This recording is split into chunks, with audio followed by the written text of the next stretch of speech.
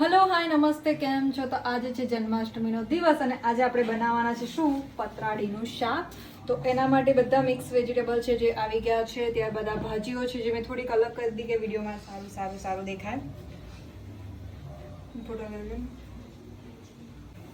આ જે શાક છે તે આખા અમદાવાદમાં જે કિલ્લા વિસ્તાર હતો એની અંદર બનતું હતું. તો મેં બી એકવાર બનાવેલું હતું અને આ વર્ષે પાછું બનાવ્યું છું. તો સૌથી પહેલાં તો આમાં જે બી ગંદુ હોય એ બધું સાફ કરી નાખીએ. અને મારું બીજું શાક જે હતું થઈ ગયું છે તો મેં એને બંધ કરી દીધું છે. તો આ બધું હવે આપણે એકમાં કાઢી લઈએ અને બધું સરખી રીતે સાફ કરી લઈએ, જેથી કરીને અંદરનું જે પણ આમ તેમ ગંદુ હોય એ બધું નીકળી જાય. બહુ બધા શાકભાજી હોય છે આમાં.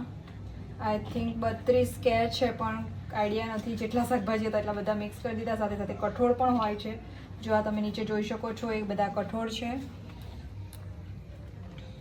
અને આ મોસ્ટલી નોમના દિવસે પારણામાં બનાવાતું શાક છે, પણ હું ઉપવાસ તોડીશ એટલે કાલનો જ દિવસ થઈ જશે, એટલે પારણાનો જ દિવસ થઈ જશે. તો બસ મોટું શાકભાજી છાણી લઈશ અને એને પણ સારા મજાનું પાણીથી ધોઈ લઈશ. તો જે પણ આપણે ભાજી લીધી છે બધી થોડી સમારી લઈશું, જેથી કરીને સરખી રીતે ચડી જાય અને ત્યારબાદ ધોઈ લેવાની છે. તો અહીંયા બીજા શાકભાજી પણ મેં ધોઈ લીધા છે સરસ એવા. અને હવે આપણે આગળની પ્રોસેસ કરીએ અને આપણે પછી ધોઈશું. આ બંને વસ્તુ આપણે ધોઈ ઓછું લાગે છે મને, તો થોડી કેક નાખી દઈએ, કારણ કે પ્રસાદીમાં તો એક્સ્ટ્રા જ હોય તો જ વધારે મજા આવે અને આવી વસ્તુ એક્સ્ટ્રામાં જ સારી લાગતી હોય છે. ત્યારબાદ આપણે જીરું લઈ લઈશું. આમ તો ઘણા જીરું રાય બધાનો વઘાર કરતા હોય છે, પણ મેં સ્પેસિફિકલી જીરું અને થોડીક રાય લઈ લઉં છું, કારણ કે મારો ઉપવાસ ત્યારે પતી જશે એટલે ચાલશે બંને વસ્તુ. અને ત્યારબાદ થોડીક હિંગ, ત્યારબાદ આપણે કડી લીમડો અને મરચાં નાખી દઈશું. અને આપણો વઘાર જે છે તે થઈ ગયો છે. થોડીક હળદર પણ નાખી દઈશું. અને ત્યારબાદ જે આપણે શાકભાજી લીધેલા હતા એ નાખી દઈશું.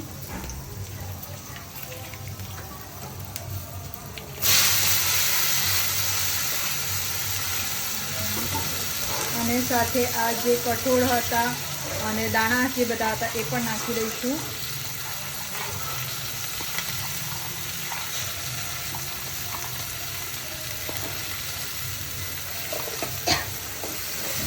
અને એકવાર મિક્સ કરી લઈશું.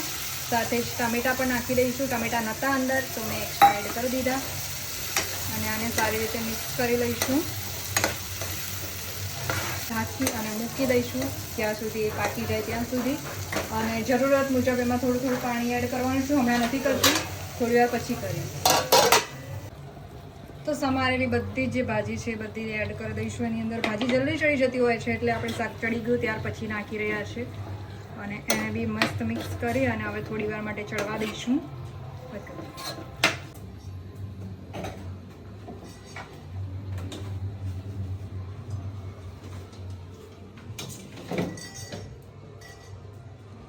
પરસેવાથી રેપઝેપ થઈ જવાય છે. બોલ, આટલો વરસાદ પડ્યો તો એ પરસેવો થાય છે.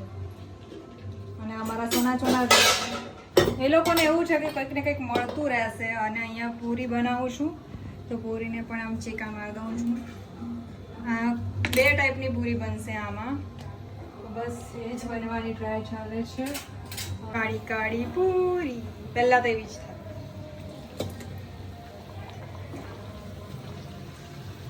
કાળી થઈ ગઈ થોડી, હવે નહીં થાય.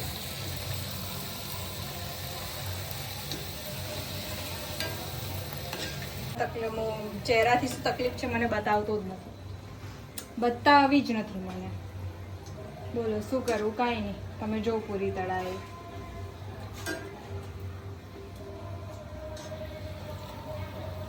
મસાલા એડ કરી દઈશું. તો સૌથી પહેલાં ધાણા જીરું નાખી દઈશું, થોડો ગરમ મસાલો અને મરચું અને બધી વસ્તુને સારી. અરે મીઠું તો રહી ગયું, મીઠું વગર તો કેમ ચાલે? મીઠું રહી ગયું. અને સાથે સાથે પૂરીઓ બી છેલ્લું છે, બતાવી દઈએ. આવું ને આવું જોઈએ, મલ્ટિપલ કામ કરતા હોય એટલે. મને ગરમી જો અત્યારે આજે વરસાદ પડ્યો, કેટલો મસ્ત મજાનો વરસાદ પડ્યો, છતાંય એ નથી થતું. અને આને હવે સારી રીતે મિક્સ કરી લઈશું. તો બધું કામ બતાવતા 11:30 થઈ ગયા અને 11:30 મંદિરે પહોંચી ગયા હતા. તો જોઈ શકો છો કે મસ્ત મજાની ભજનો ચાલતા હતા.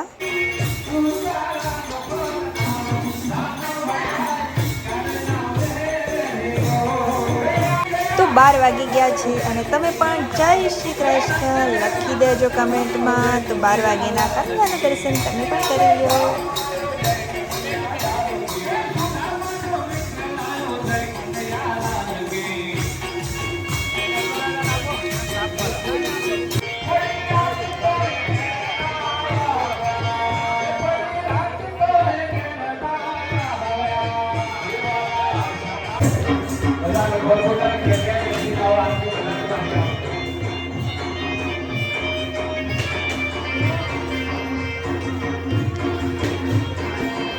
અને અહીંયા લાગે છે મને બીક અને ફુગા ફૂટે ફૂટ ફૂટ ફૂટ થાય છે અને મારો અવાજ વિડીયો બનાવી દીધો.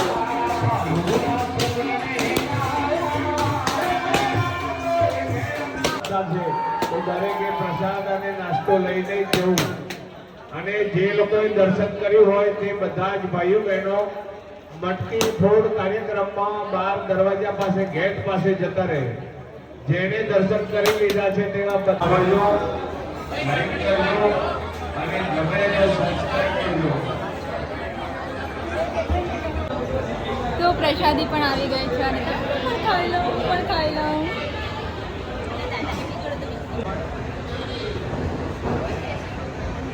મજા આવે અને ગીત ગાવાનું છે. રાધા રાણી ને હમણાં જઈને મોકો મળ્યો તો ડેકોરેશનનો પણ વિડીયો લઈ લીધો, જે મસ્ત મજાની થીમવાળું બનાવેલું છે, જે જોઈ શકો છો તમે. તો ફાઇનલી જમવાનું આવી ચૂક્યું છે, જેમાં મેં બનાવેલું છે પતરાળાનું શાક છે, તુવેર રીંગણનું શાક છે, પૂરી છે મસાલાવાળી, જેમાં મેં શું નાખેલું છે કોઈને દેખાય નહીં, યાદ આવે તો કહેજો, હું તો ભૂલી ગઈ. ત્યારબાદ આ ચટણી છે જે પતી ગઈ છે મીન્સ કે મારી પાસે પતી ગઈ છે, એમ નહીં વિચારતા શેની છે હું પછી કહીશ, યાદ આવશે તો. ધેન સલાડ છે, પાત્રા છે, છાશ છે અને ચોખાના રોટલા છે. તો આપણે ટેસ્ટ કરીએ કે પતરાળાનું શાક કેવું બન્યું છે. એમ તો મેં એકવાર ખાધેલું છે પણ ફરી ટેસ્ટ કરીએ.